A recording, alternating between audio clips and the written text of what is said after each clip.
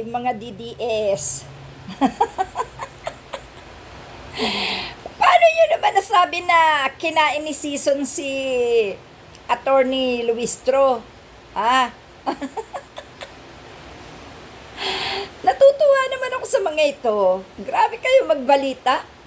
Yung mga balita nyo talaga namang okay lang kayo magbalita kung walang maipipintas. Kaso yung mga caption nyo, no? Mga nilamon, mga kinain ng buhay. Bakit? Aswang ba yan si Sison?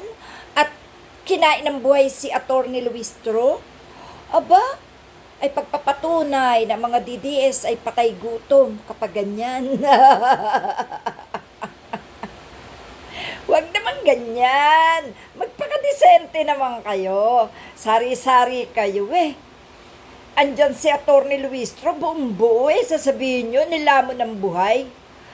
Ganon talaga. Ganon talaga.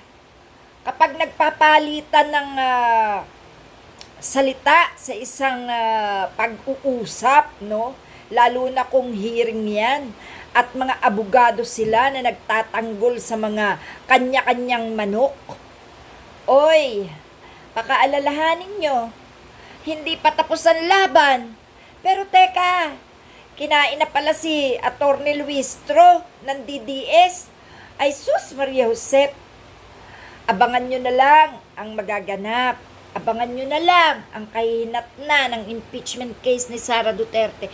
Baka yung kakakain nyo ng buhay, kayo ang makain. Kawawa naman kayo.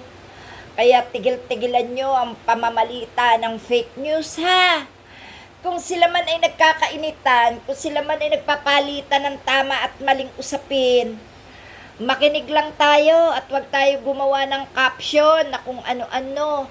Dahil minsan, ang mga nag-a-assume na sila ay nagwagi, ay sila pala yung talunan. Kaya huwag na huwag kayong mag-a-assume. At kayo mga DDS, huwag naman excited. Eh kami nga nakikinig lang, nanonood lang eh ha. Pero kapag mayroong katarantaduhan at mga fake news, eh lalabas talaga kami dyan para supalpalin kayo. Hindi makakain ng buhay si Attorney Luistro. Ha? Baka dumating ang time na ang kinain ng mga DDS ay kanila ring ano? Ha? Alam na this. Alam nyo, yan si Sara Duterte, yung kabubuhan niyan, dapat yan, talagang makita niya yung mga nagawa ni Marcos para medyo matauhan na siya, no? Para wag na siya interest na mapaupong presidente pa. Wala eh. Bobo talaga si Sara. Minanan nyo, mga DDS, kaya yung mga hilaw pa sa inyo na hinug na. Yun nga lang sa pilit, kaya maasim. Kaya tigil-tigilan nyo ang pagsisinungaling, ano? Ha? Sinong magsasabi na magpapatunay na nilamon si Attorney Luistro? Eh, hindi pa naman tapos ang laban. Nakakahiya naman kayo, no? Ha? Nakakahiya talaga, ha?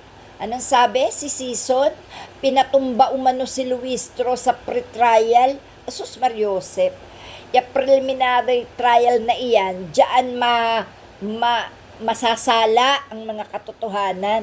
Kaya wag muna kayo mag-assume. Kasi hindi pa yan tapos. May trial pa lang yan. Preliminary trial pa lang yan. Kaya tinawag na pre-trial. No? Baka hindi nyo naintindihan. Baka yung pasikat ni Sison, mauwi sa wala, ay nakakaawa. Oo. Marami nang ipinaglaban ang ating mga senador dyan sa Senado na nagwagi naman sila. Kaya wag niyong hatulan na ang mga lumalaban kaagad ay nakalamon na, nakapanlamon na ng buhay, nakapagpatumba na.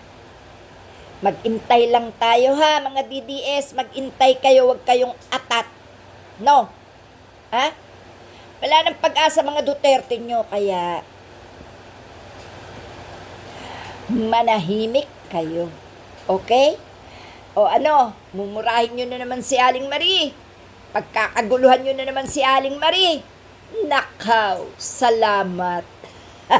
Kayo pala'y nangangain ng buhay.